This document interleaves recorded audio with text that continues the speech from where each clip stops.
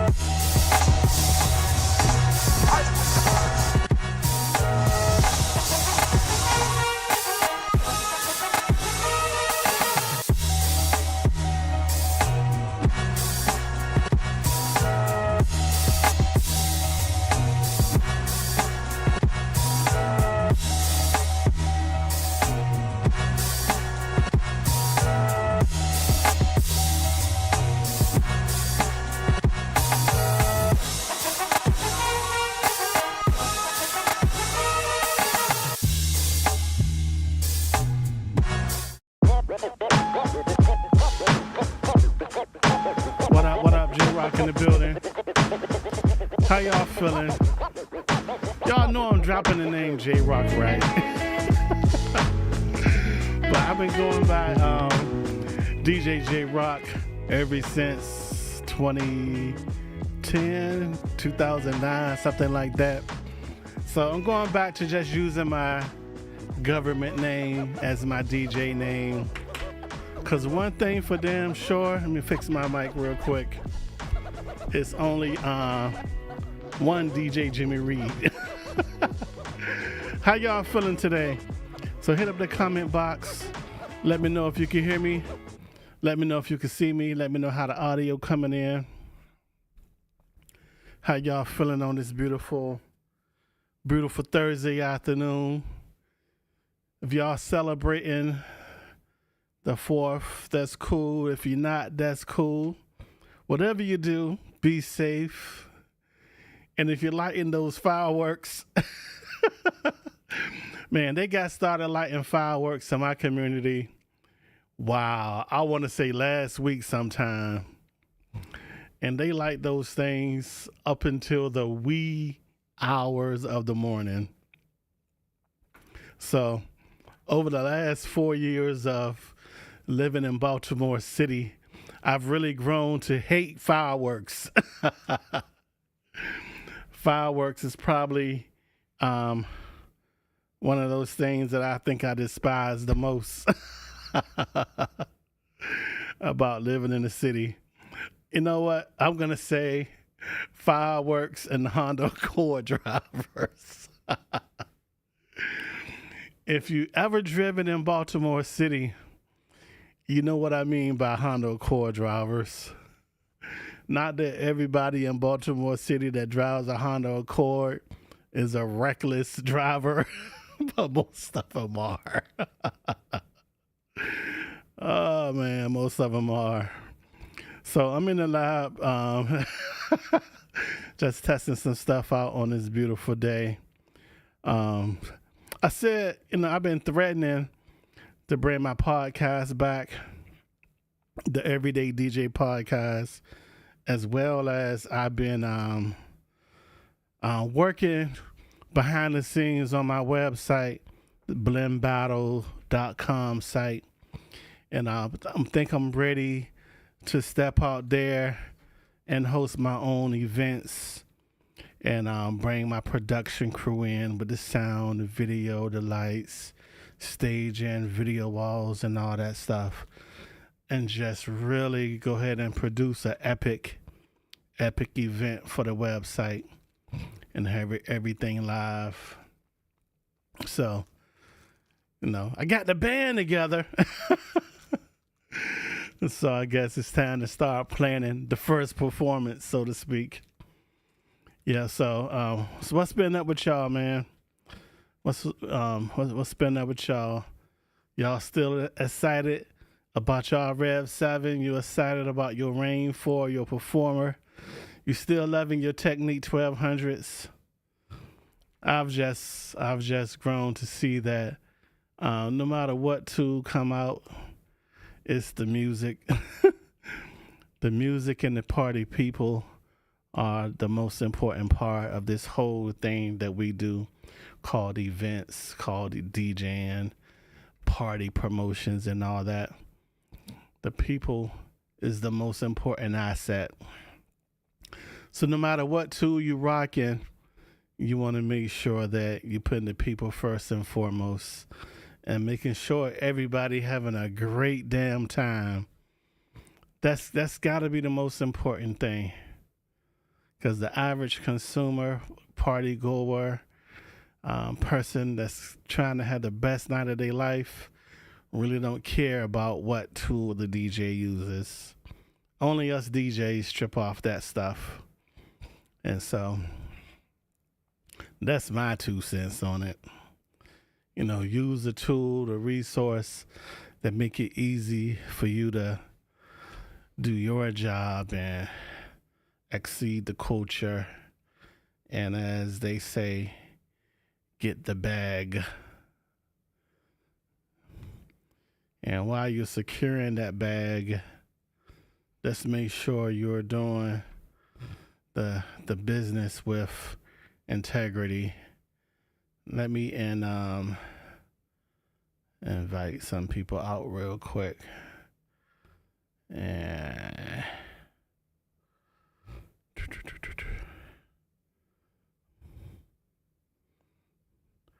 yeah, man. So if y'all got any questions, hit them in the comments. What's up, John? John, I don't think we're Facebook friends, man. You got to go ahead and add me on the book. That way we could build and really network and collaborate. So, what's up, Donnie? Appreciate you, man. Yo, we're getting ready for Saturday, man. We got this party in VA on Saturday. I'm gonna put the pressure on you, D-Lo. Come down and host an MC for me. Yeah, but I'm just really looking forward to August and July for real. We got some pretty exciting events on the books. We're expanding our service offering. I've also acquired 51% ownership stake in a larger event production company. Drum roll. Let me get some applauses. I guess that's laughter. I got a phone ring. I don't have no applause. Yeah. And so I'm just really looking forward and excited for this new project with the new company. More details to come about that real soon. But yeah, I just want to talk a minute about just DJing and music in general. And so I asked the question, right? What's your favorite Southern Soul song? We all got music that we love, music that we listen to, music that we don't necessarily listen to. So for me, Southern Soul music has been one of those genres of music where I'm going to be honest and say I just never taken the time to listen to that music, so to speak. No disrespect, but, I like what the hell I like, and I listen to what I like, and I play what my clients want. And so, but being based in my market, Baltimore, Washington, D.C., is not a huge Southern Soul movement here yet. And so I spent the last 48 hours listening to Southern Soul music off and on, and just really curating a crate of Southern soul music. You know, I reached out to a couple of my DJ friends. I had one person sent me a folder. Appreciate you, Travis. Much love and respect. So, based upon that folder he sent, I went out and acquired probably, I want to say, another 12 hours of music. Hold on, I can tell you. Let me check right here. So I built this crate. One of them is called Southern Soul Joints. It is 6 hours and 16 music of the best Southern soul music that's come out in the last 5 years. So, according to the Southern soul experts that I consulted. And I ran the crate past them. And it seems to be green lit. And then, so altogether, I want to say in my second crate is another 2 hours of Southern soul. So I'm gonna round it up and say I have about 8 hours of Southern soul bangers. And so I'm still digging, because my goal is, I don't like to just play music. You know what I'm saying? I like to know about the artists. You know, I like to know something about their recording techniques, the studio. I look at the production aspects. I listen to the mix. You know what I'm saying? So I'm a music head. And it's been fun approaching this new genre of music that I have like zero expertise in, and really gaining an understanding for the music itself. I guess some people feel that way about Sexy Red and the new hip hop music. You know, you got to approach music, any genre, with an open mind. And so I see why people like the Southern soul stuff, because they talking ish and they telling their stories. What's up, Willie Dynamite? Appreciate you, fam. Yeah, King George, for the skaters, King George has been huge on my list. Everybody is talking about that. Tucker, everybody's talking about Tucker. A lot of recommendations. And so over the past 48 hours of just listening to Southern soul music, you know, I see what the hype is about. And I will admit, it's not for everybody. Just like Amapiano and Afro beats and hip hop, not for everybody, you know. But for me, I definitely have gained a respect for it and an understanding. And so that's the most important part of being able to play music with love and passion and respect, is to really, you know, understand what you're playing, and not just, what's up, Patrick? What's up, Church Boy Tay? Appreciate you. And really not just to play music to get through the gig and get the bag, you know, but really play the music with a passion. You know what I'm saying? Kind of the same way I approach live streaming. It's the same way that I approach doing event lighting. You know, it's like, I don't do any of this stuff for the money. Don't get me wrong. I gotta charge, because everybody knows America is based on capitalism, and it costs money to sit right here and talk in this mic. And I gotta pay for the mic, gotta pay for the camera, gotta pay for the computer, gotta pay for the internet. You know, so nothing in this business, in this life, is free.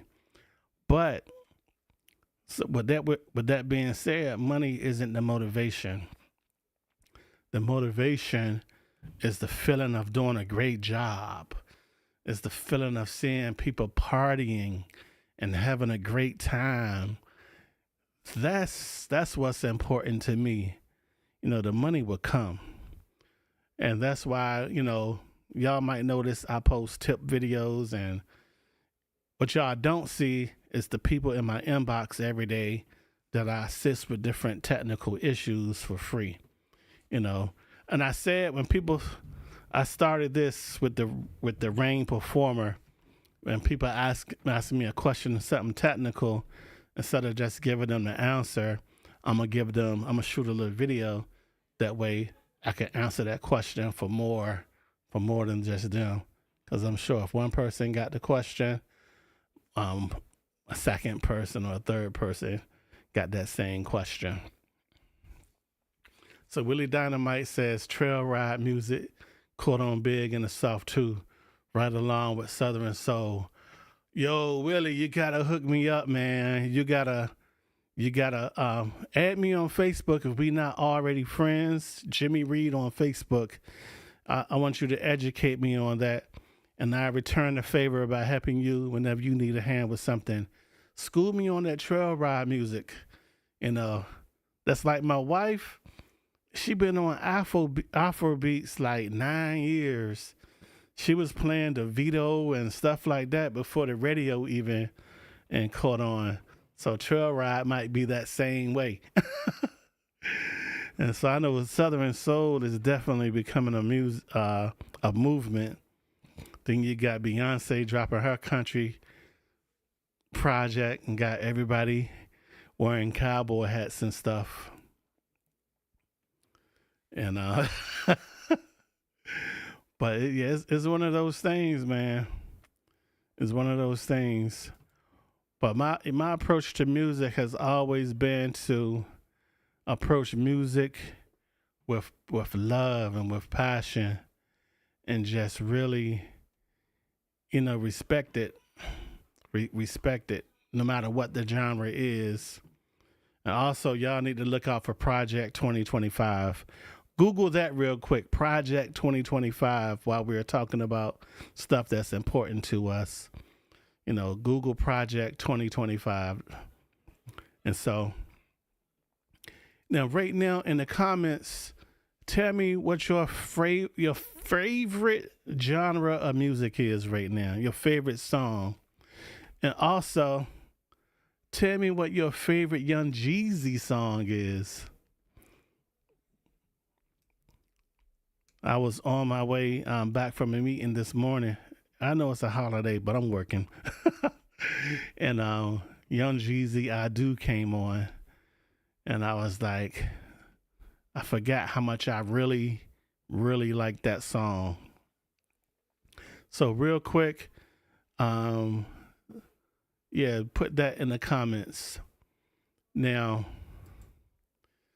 this right here, the Rain Performer, has been all over Facebook, YouTube over the last couple of days.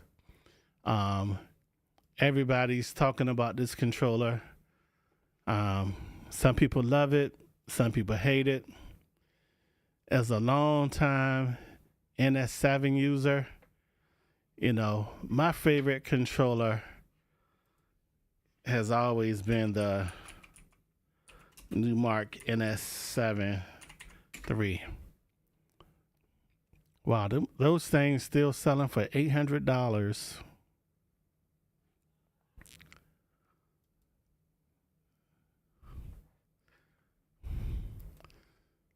The NS7 III, still to today, is my all-time favorite controller. Now, if you look at the NS7 III and look at the Rain Performer, you see a couple of things, right? You see that the NS7 III was ahead of its time.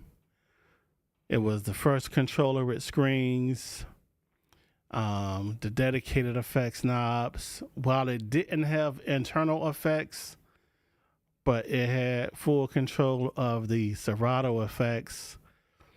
You had your pads, and also you had hot cues here.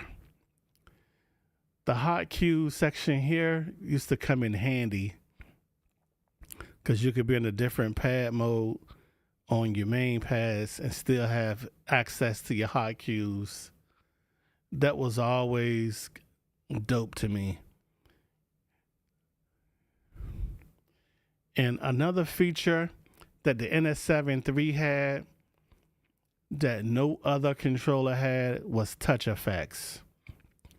you can enable touch effects, these two buttons here, and one of them was EQ kill.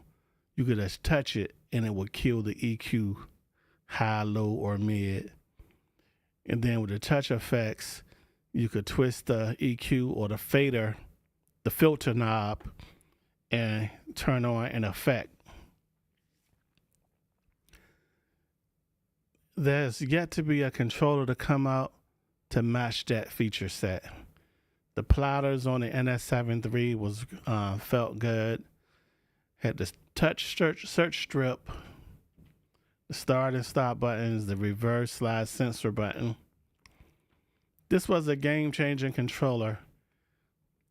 It didn't get the credit that it deserved, because now the Rain 1, the Rain Performer, the Rev 7 are scaled down versions of the NS7, because this still has features that none of those have until this day. This thing got features that they don't have.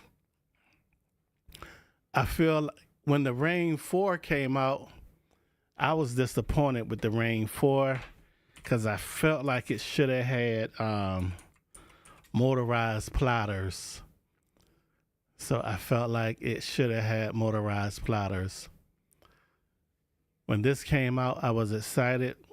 I got this on day one of launch. And believe it or not, I played on this thing for a year and a half. I got it right around my birthday in 2023. It came out my birthday week. And so now the Rain Performer, we all know it just came out on June 25th at 10 a.m. I think I got mine at 10:05. 10:05.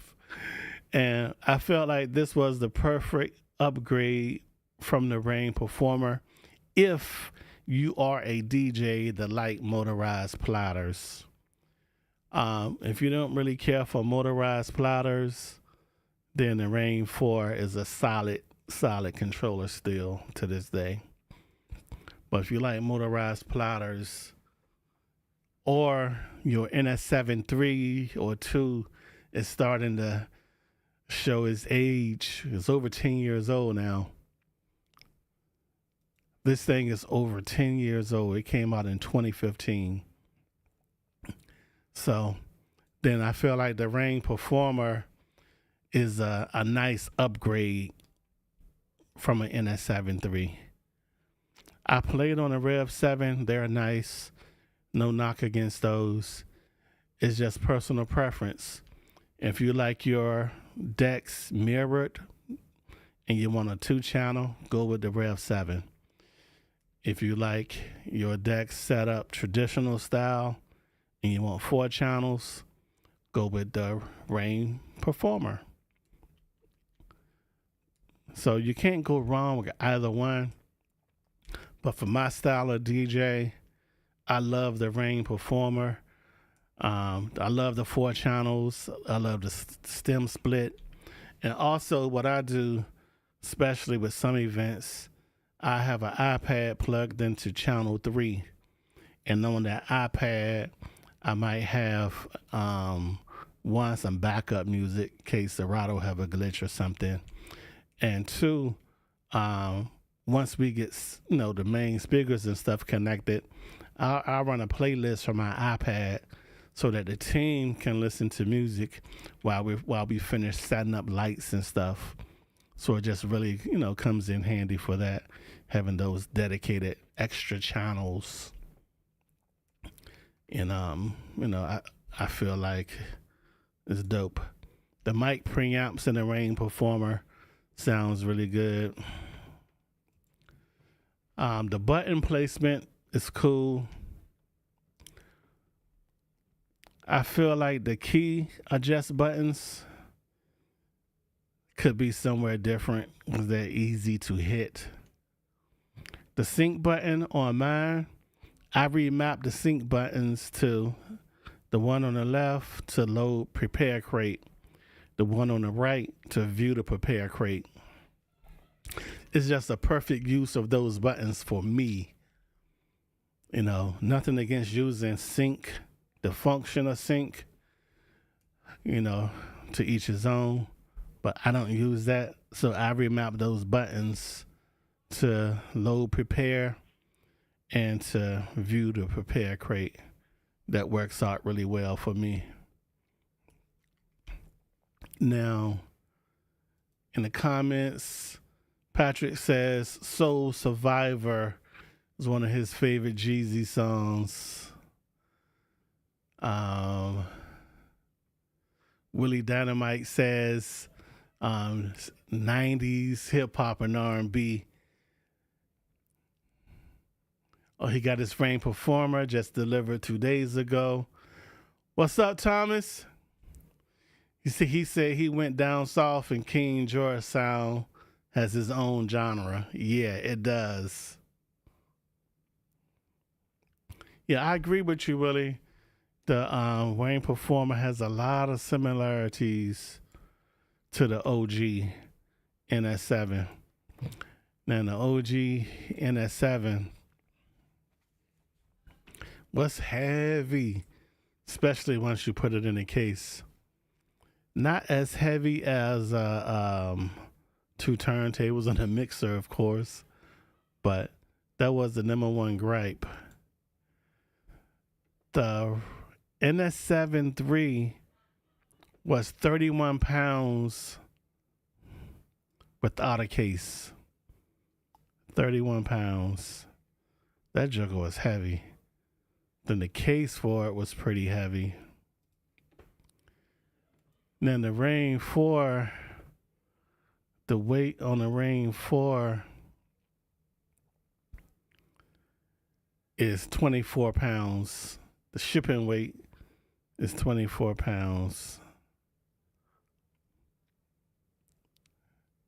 The actual weight of the unit itself is 18.25 pounds. Now, let's look at the Rain Performer weight. I want to say it's 28 pounds. But it's easy enough to get the facts checked.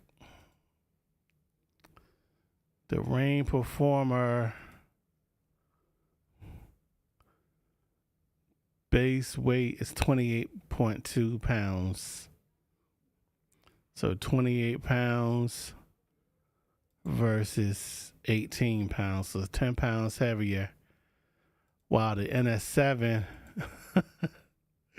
is still the heavyweight champion at 31 pounds. Another heavy controller that people loved, if I could type today, another heavyweight controller is the Pioneer DDJ SZ. That joker was 22 pounds. Now, y'all might not believe this. I have never owned a Pioneer controller. Not a single Pioneer controller. I don't know why, but I've never been inspired to purchase a Pioneer controller. And in 2020, when I got my Denos, I grabbed let me see if I can find a picture for y'all. I grabbed the Pioneer S11. This was the first piece of Pioneer DJ equipment that I've ever purchased. And to this day, the only piece of Pioneer DJ equipment that I've ever purchased. I don't know. I guess I love this mixer. This mixer is so fun to spin on. And I paired it with Technics 1200s. I paired it with Rane 12s, and I paired it with the Denon 6000Ms. And that's my favorite combination. And to this day, the S11 with the Denon 6000Ms is still my favorite DJ setup.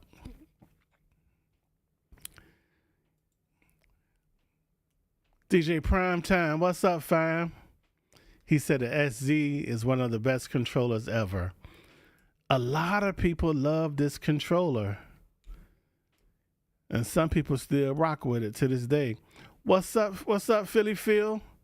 Yep, I added that Tucker, man. Tucker was a must add.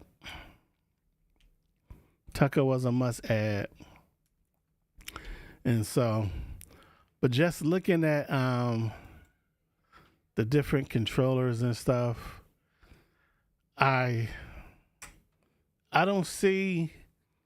can't think of what's new on the horizon that would make me leave what I have now.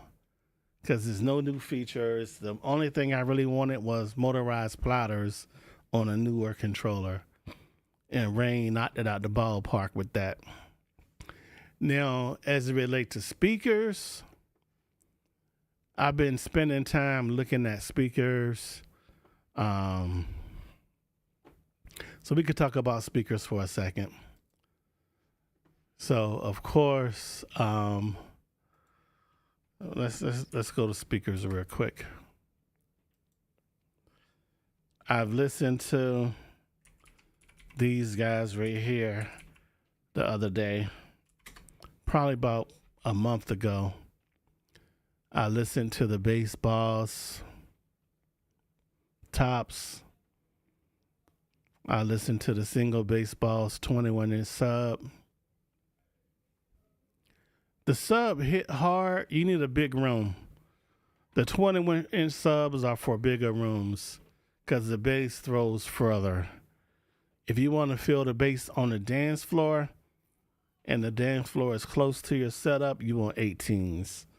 If the dance floor is further away and it's a bigger venue, 21s could get the job done for you.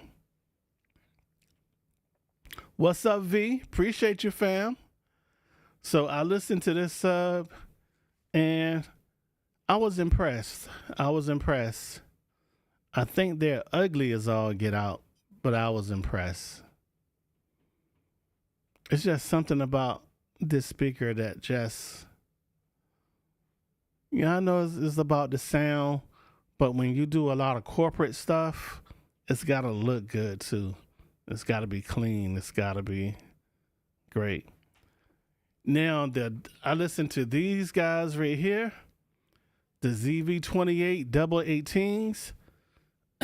Oh my God. These jokers are monstrous. They hit hard, but they are huge. They kind of put me in the mind of the old school PV FH2s. Just low and wide. Low and wide. But them jokers hit though. I didn't hear the double 21s, but at 8,000 a cabinet, I was like, nah.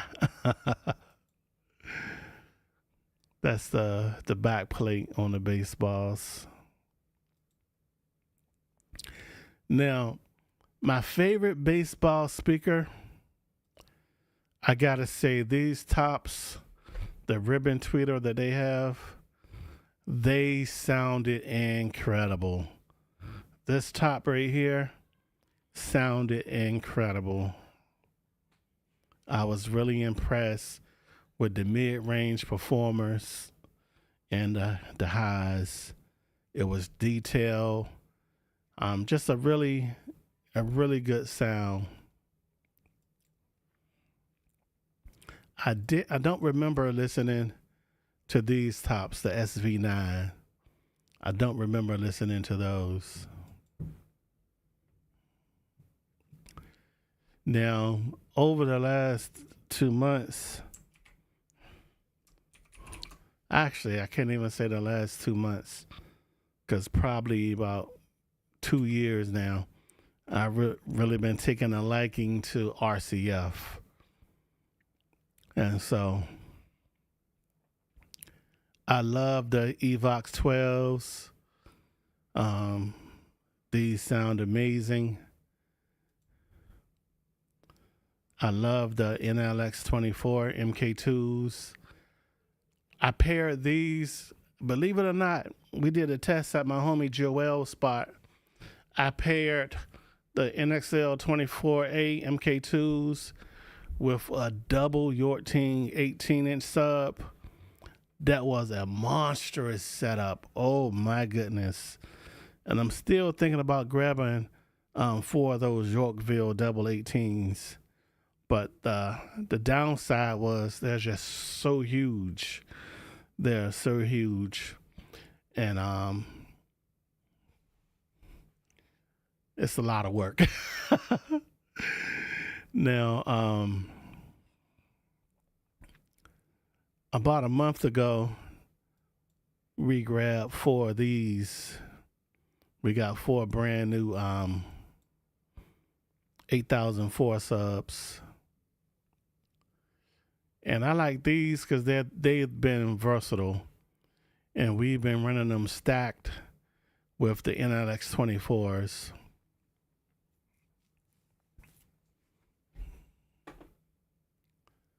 They're just so versatile.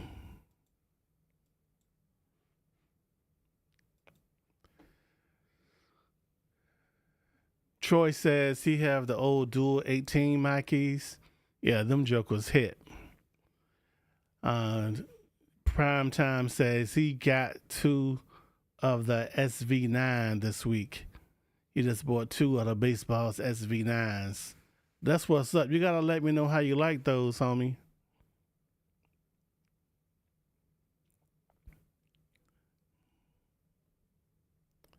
It's just so many options with speakers and stuff nowadays.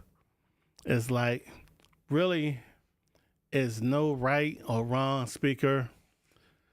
You want to look at the room. Well, first and foremost, you want to look at the client's budget. You want to look at the venue and the number of people at the party.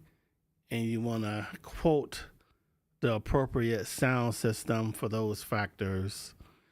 And also, you want to look at the power in that room. You want to make sure that the venue got enough power to power whatever rig you bring in. You just can't assume just because it's a big room that they're going to have dedicated 20 amp circuits for you to plug into.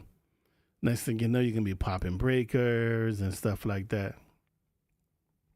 So it's a lot. It's a lot that goes in behind the scene to doing events and sound. Believe it or not, a lot of people think that all a DJ does is show up and push buttons. That's part of it. You gotta push buttons and move faders and stuff, but it's a very small part. It's a lot of math and science that goes into executing events and making sure that, the system sounds good. You gotta know the music. You gotta take the people on a journey. You gotta prepare. First of all, you gotta buy all this shit. It's a whole lot of shit you gotta buy. Cables, laptops, hard drives. It's like all of that stuff costs a lot of money. Then once you spend, I can't even say hours curating music. Because for me, I've been curating music a lifetime. I spent all week curating Southern soul music and listening to the music. It's a lot of time and preparation that goes into executing events. And so to all my people out there that book DJs to do your events, you got to think about that stuff. To all my DJs out here that's doing these events, you want to make sure that, you take all that in consideration when you're, trying to promote your business and your services and all that. Because sometimes it's not about just showing up and doing the gig. You got to look at all the risk that's involved. Because at any given event, any given party, you could show up and somebody spill a drink in your $2,000 controller. They trying to be nice and show you love. Hey, the DJ rocking. I'm going to buy him or her a drink. I'm going to go get them a Hennessy. And people love to pass the drink over your controller. No, don't do that. Come around the side and hand a drink or whatever. Because we appreciate it when you show the DJ love, for sure. We definitely appreciate, being taken into consideration, when you're planning the event, keeping the water coming to the DJ, if it's a dinner being served, to take the DJ into consideration. My team, we're fanatics. We pack a cooler with waters, teas, juices. We got we packing sandwiches. We got grapes. We packing fruit. We like to prepare, and we always keep we put a cooler with ice and refreshments in the transit van, because we never want to assume that when we show up that they thought about the DJ or the lighting professional or the camera crew, because we wear many hats. Well, we wear 3 hats: sound, DJ, and lighting, and video 4. And so we never want to assume that the client is, not saying that it was shady or nothing like that, but some people just be focused on their guest list, that they don't think about, the service providers. So as a service provider, you have to take care of yourself, take care of your team. And it's like every event that, I do, and I bring a team of people out for, I make sure that my team is taken care of. If you've ever been with the event stream team or the Power Jam DJs out to an event and working on our behalf, your ass ate good, you drank good, as far as waters and sodas, juices, teas, and coffee, as well as you got paid the rate that you wanted. And it's like, I joke with people a lot, because I believe in paying people a fair wage. So for example, a bar gig, if you're gonna DJ in a bar, the average bar on any given Friday, the pay might be $250 for that night. It varies from market to market, of course, and DJ to DJ. But looking at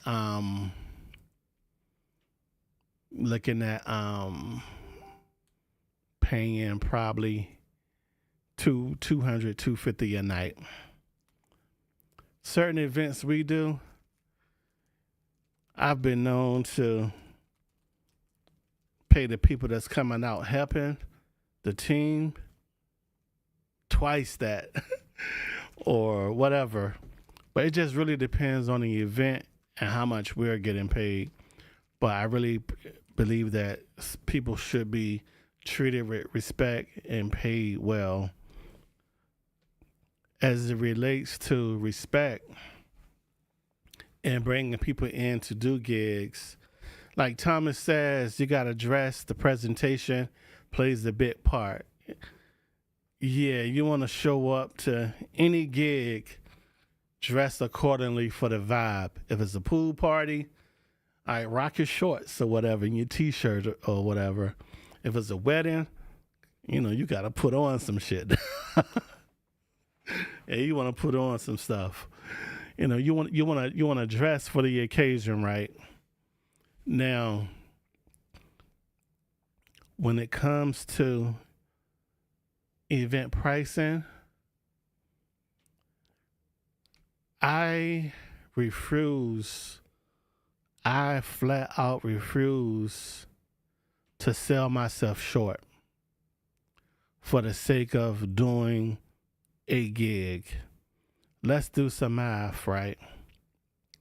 You could do 10 gigs in a week and charge $100, right?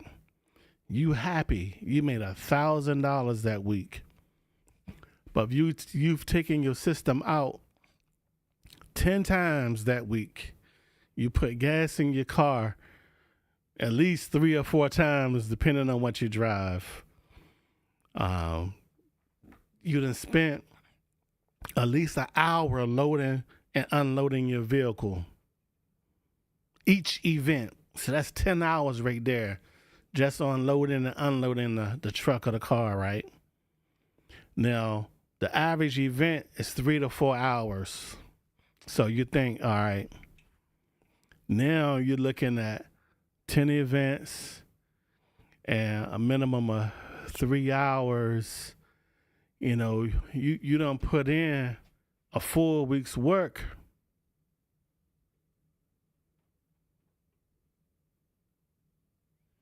You done did a full week's work. I always get text messages when I'm live. 10 events, and each event on average, you said 3 hours. That's 30 hours plus 10 hours. That's 40 hours you done spent doing those events that you charge $100 for. So that's $1,000 you made that week. So you take that 1,000 divided by the 40 hours you spent, it's $25 an hour. So, but look at all the wear and tear that you put on not just your equipment and your vehicle, but your body doing this work. Now, just say another DJ, he might do 1 gig a week, but each gig he make $1,000. Spend the same amount of time loading the car, same amount of time doing the event, same amount of time prepping, but I guarantee DJ A is bragging about, I stay booked, I stay busy. DJ B, I might not stay busy, but my quality of life and my income, my quality of life is definitely going to be higher because I'm not working myself to the bone. Income the same. Now, what if DJ B, DJ number 2, says, all right, well, I'm going to start doing 5 gigs a week. And he got his rate. You see where I'm going with this? So as you approach your gigs in your business, you got to look at, one, if you part-time DJing and you're really not tripping off it like that, fine, that's one thing. But if you're doing this DJ service and business and stuff as a business for your livelihood, then you got to look at all of that. You got to look at your return on investment. You got to look at, health insurance. You got to look at what happens if I get sick 2 days before this event. It's just so much stuff that we need to take into consideration as we approach these events, And there's no right or wrong way, well, to varying degrees, but you want to do what works for you. Because anybody can get on Facebook and brag that they got 30,000 gigs in 1 week. If they DJing for free or DJing for $75, of course they're going to be busy. But, I look at it, I go back, my DJ career started in the mid-'80s, '90s. Became a DJ in the '80s, became a good DJ in the early '90s, right? back in 89, I was happy as hell that I could do a party on a Friday night and make $150 playing music. This is 89. So by the time 92 came, I was still charging that same $150, but the stakes was higher because now I'm DJing for people events. And so I would never forget what made me, quote unquote, stop DJing for a lot of events was a DJ for a party, right? It was I think it was the Suffolk Armory. This joker was packed. And we partied. Oh my goodness. And so I remember walking in the office and the person counted out the $150 and gave me my what I charged. They made $6,000 that night. They made $6,000.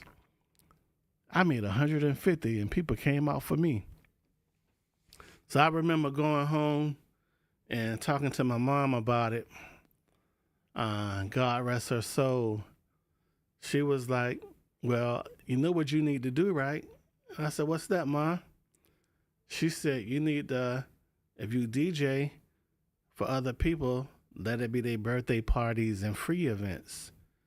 If people are charging at the door, don't do those. If it's going to be a dance or a party or a cabaret, something like that, then you throw it. You rent the building, you throw it. So I was like, I hadn't thought about that. So my mom dropped that jewel and she said, me and your dad, we're going to help you. So my mom and dad, I'll never forget about that Monday. This was Saturday. That Monday, you know, we hopped in my dad's Lincoln. We drove up to the National Guard Armory. We rented the building, and I got flyers made, and I threw the party. Jammin' Jimmy Productions was born, right? So I threw this party, and the night of the party came. I had my niece Donna. She was working the door. My girlfriend at the time, she was helping at the door. And I would never forget, it was a line around the building. My mind was blown. And so the party was going good. So at the end of the night, you know, I paid security. My mom and dad, they paid for the building. So I think they put up like $600 or something. And I remember giving them $1,000 just on the love. And that night was the most money that I have ever made in one night at that time, my whole DJ career. And so from then on, I was hooked on promoting parties. And it wasn't even called promoting parties back then. It was just called, hey, throwing a party, throwing a dance. Hey, I'm throwing a dance. And so at that point, I was hooked on throwing dances. So up until I stopped DJing in 99, I stepped away from DJing. I moved to Maryland. You know, that's what I did. I threw parties. And so coming out of DJ retirement, my whole approach to doing the events was different. You know, I didn't focus on, you know, DJing for the parties where, you know, other people was throwing. I focused on weddings and corporate events and stuff like that. And so now in 2024, you know, I'm known for corporate events, live streaming, event sound, event audio, and stuff like that. And every now and then somebody come out the woodworks and try to test me on blends and stuff like that. Then I had to be like, don't let the gray hair fool you. Because I'm going to show my ass on the turntables. But I said all that to say that, You know, my journey, my DJ career might look different from yours. We might have some similarities. And where we sit right here in 2024, it might be some similarities. But don't look at what nobody else is doing, and they might appear to be doing it less than you or bigger than you. You know, focus on yourself. Focus on what your vision is, what your goal is. Because at the end of the day, we all can play music. We all can buy speakers. We all can buy cameras and microphones. You know, that's relatively easy. But we can have the same tools, the same music. We won't play the same way. You know, so if another DJ or service professional reach out to you for love and support, you don't have to worry about, oh man, I bought DJ such and such out to open up for me. He tried to play every damn song. None of that matters. They could play every song that's been popular the last 20 years.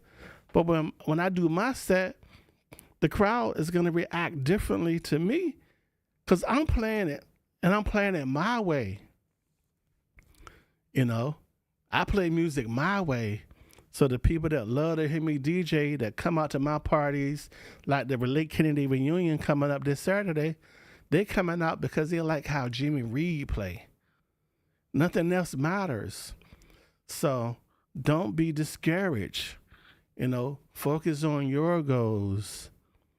And, you know, these Facebook groups, you know, play a lot into the drama in the DJ community because people love to get in these Facebook groups and smile in people's face and bash them behind their back, while at the same time, you know, they sending love messages, bro, you rocking it, bro, you doing the thing, bro. But at the same time, they, you know, being snakes over here. You know, you can't worry about none of that. You got to focus on your goals, your business plan, your family, your vision. Because, you know, what the next person do may work for them or may not. But what you do, only you can decide what's a success or what's a failure, you know.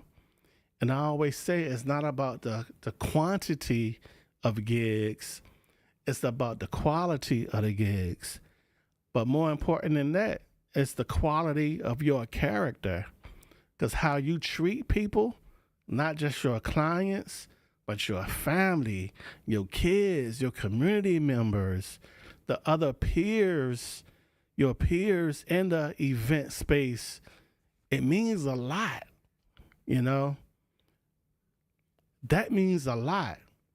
You know, you have to stop for a second and think, it's bigger than DJ. It's bigger than live stream.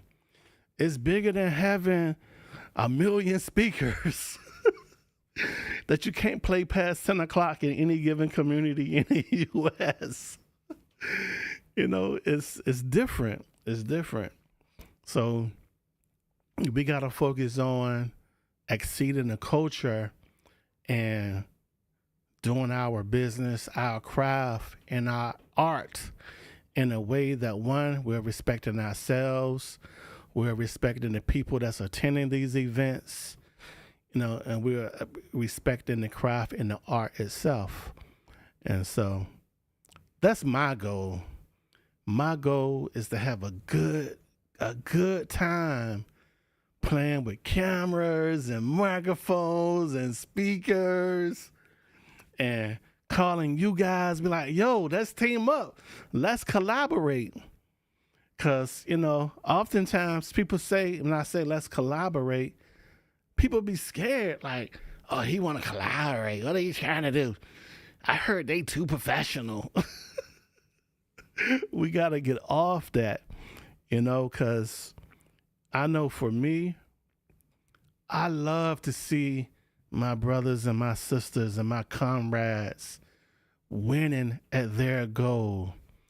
Like my homie DJ Wash, he killing it in the hand dance space. My brother Danny T, been killing it for years. One of the first DJs I met coming out of DJ retirement. You know, my homie Thomas, Troy Pico came out. I put a call out for an event. We had a Sweet 16 party about 6-7 years ago, right? A Bollywood Sweet 16 party. The venue only gave us 15 minutes to load in and set up sound and lights. I put the call out for help. Troy showed up and stayed there with me and B-Love the whole time. You know what I'm saying? So it's stuff like that. You know, him helping us didn't make him less of a DJ, less of a businessman. If anything, it made him a comrade to us. For example, you know, when people hit me up, you know, in my messages, you know, my Facebook inbox stay on fleek with people asking for help and support, you know, with technology and stuff. And as much as I can, I do. But I'm not afraid to help you with your technology issues. You know, I don't look at you as competition. If anything, helping you helps me because, one, I get to practice my skills, and two, you're out here doing the art and doing it well. And so hopefully when you're doing it well, you know, you charging the proper rate, you know? And so it's bigger than us, man. It's bigger than us. But sometimes I know the whole hip hop thing with competition and boasting and bragging, you know, I feel like the camaraderie has gotten lost in the shuffle with people wanting to focus on the negative, like the negative aspects of what we do. But I think that, you know, we all can be successful. We all can support one another. For example, my homie DJ Bad Boy, you know, we just started something new called Mix Masters United. He's a mix master in his own right. I'm a mix master in my own right. And so what we decided to do was have, you know, we both been having questions about technology and the business and stuff and trying to grow. So we decided to host a meeting where we get together and talk about stuff that's important to us that we trying to figure out. And we invited other professionals into this conversation. So we had our first meeting at Corinthians about 2 weeks ago, and it was great. So we decided to do it again on August the 11th at 2 p.m. We're hosting another DJ meetup at Corinthians. Starts at 2 to 3 is going to be business conversation. 2 to 3, you know, business conversation that's important to everybody in attendance. If you got any questions about business, contracts, you know, all the stuff, all the boring business stuff, you know what I'm saying, that we should be talking about. And then, so when that's over, you know, we're going to do open decks. You could bring your controller, your turntables, whatever, and we're going to do sets, you know. If you want to try a new genre of music, you're welcome to. If you want to get feedback on something you've been practicing, you know, positive, productive criticism, no hate, no shade, you know, we're open to that as well. And so, and that's what we're doing on August the 11th in Baltimore, Mix Masters United, the business DJ meetup. And so that's going to be a dope event. Then the third Saturday of the month, my international DJ cafe family, DMV DJs, we host a DJ meetup where you can come out and just do sets, you know, and there's where it's an open and loving environment where you can come out and practice your craft and get feedback and just network, you know. So I'm part of 2 situations, and both are built to show love and bring DJs together. The first event, Mix Masters United, catered towards DJs, VJs, sound people, and lighting people. So it's more than just DJ. the conversation is more business centered. And the DMV DJ meetup, we rocking out. We doing sets. We putting court cases on people. And it's all about love.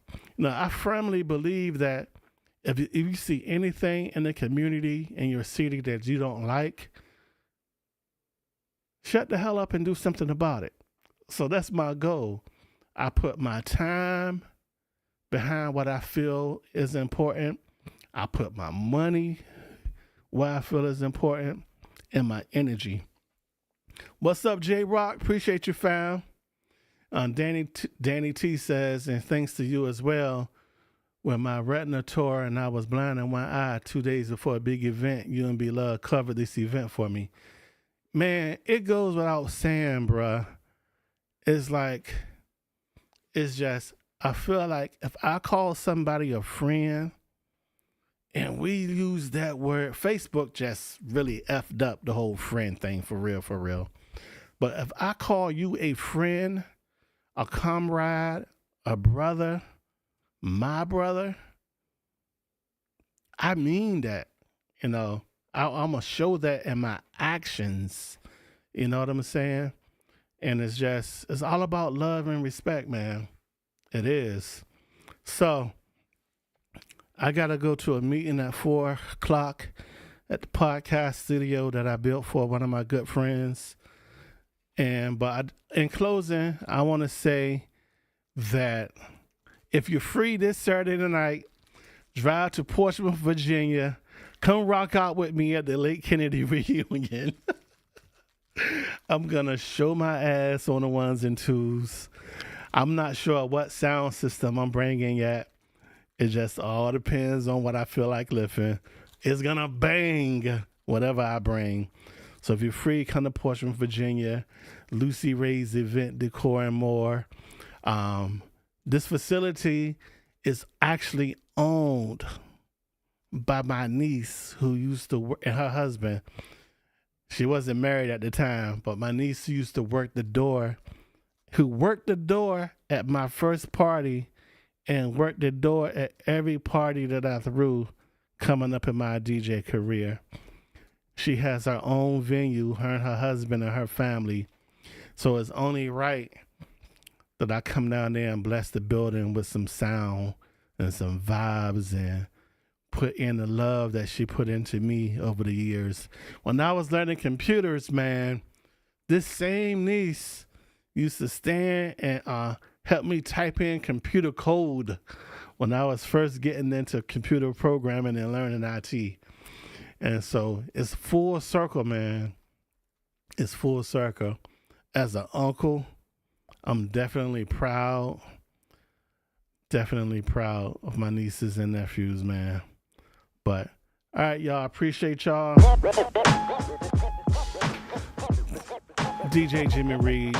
Don't forget, August the 11th, Corinthians Business DJ Meetup in Open Decks. We're going to have a ball. The third Sunday in July, we're going to have the DJ Meetup. DMV DJs. Come to both, support both.